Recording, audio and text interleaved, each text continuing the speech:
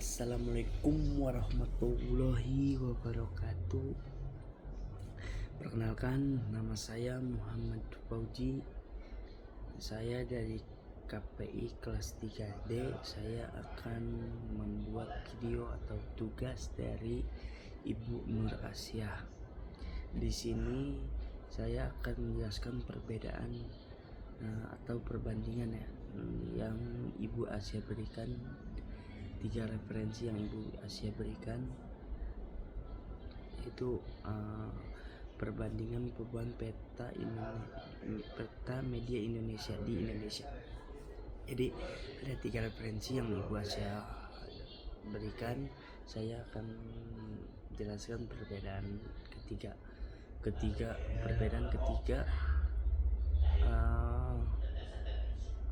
referensi tersebut. Yang pertama, menurut saya satu perspektif ekonomi politik media. Jadi referensi pertama menekankan pada konsentrasi kepemilikan media yang semakin kuat ditangani segelintir konglomerat yang juga memiliki kepentingan politik dan bisnis, seperti ada kasus Metro TV, TV One, Antv, RCTI, dan Global TV.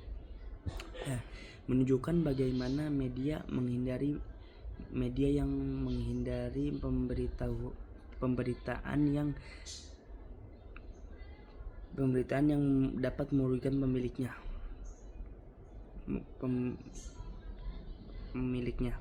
Perubahan utamanya adalah media yang seharusnya berfungsi sebagai kontrol sosial jurnalistik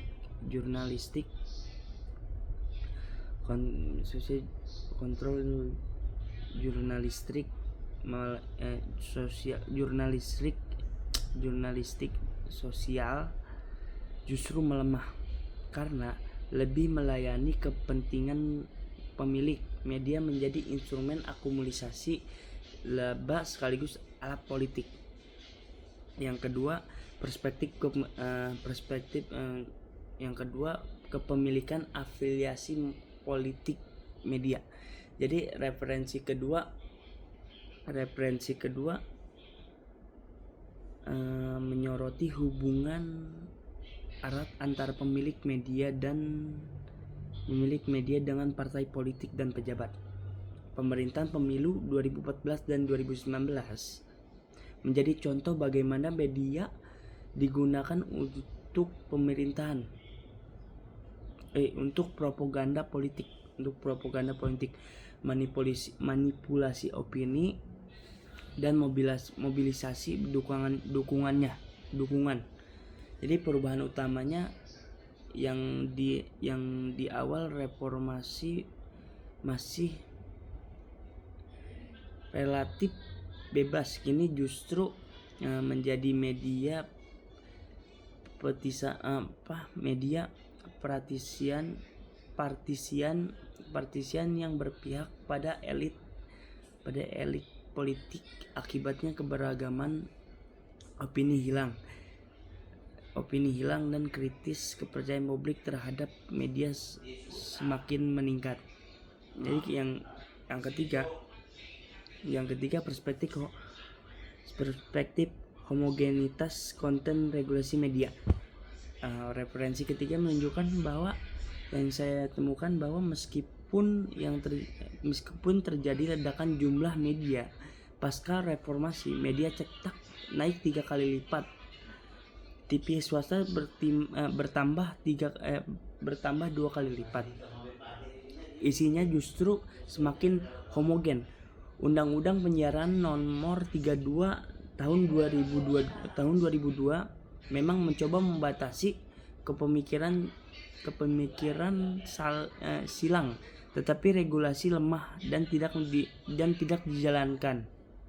Jadi perubahan utamanya banyak jumlah media tidak berarti keberagamannya. Informasi justru media dikuasai oleh segelintir konglomerat, menciptakan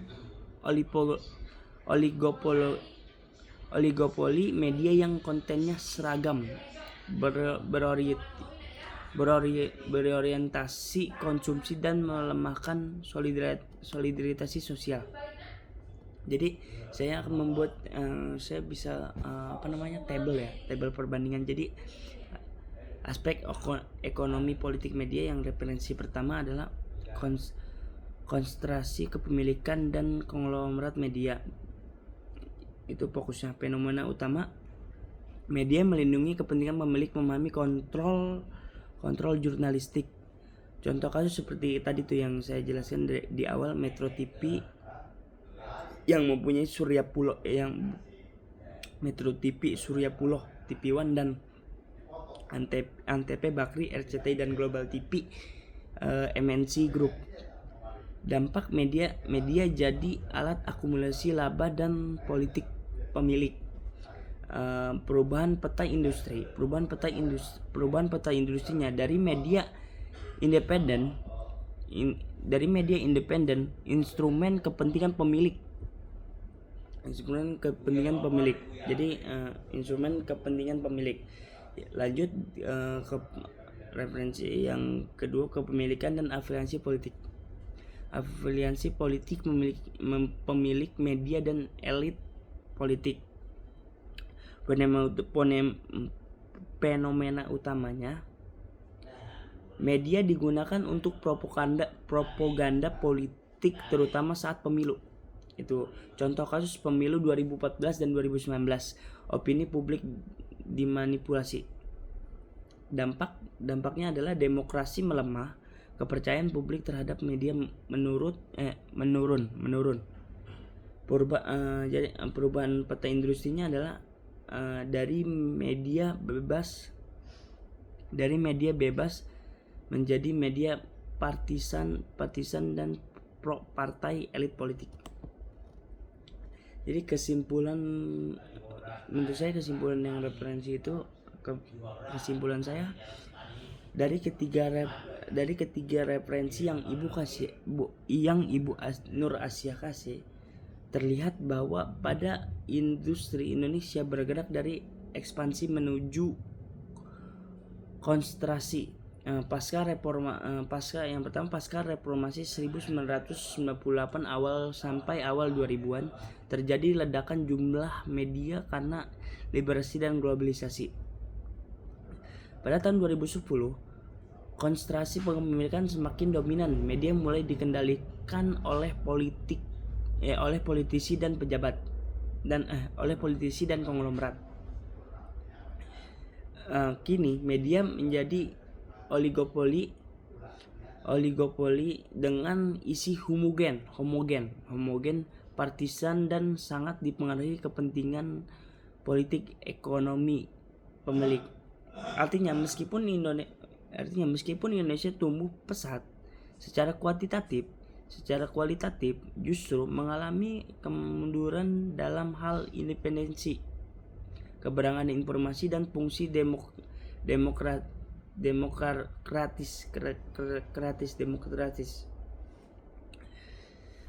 Itu sekian, terima kasih. Itu yang bisa saya jelaskan, kurang lebihnya mohon maaf. Wabillahi taufiq walhidayah. Wassalamualaikum warahmatullahi wabarakatuh.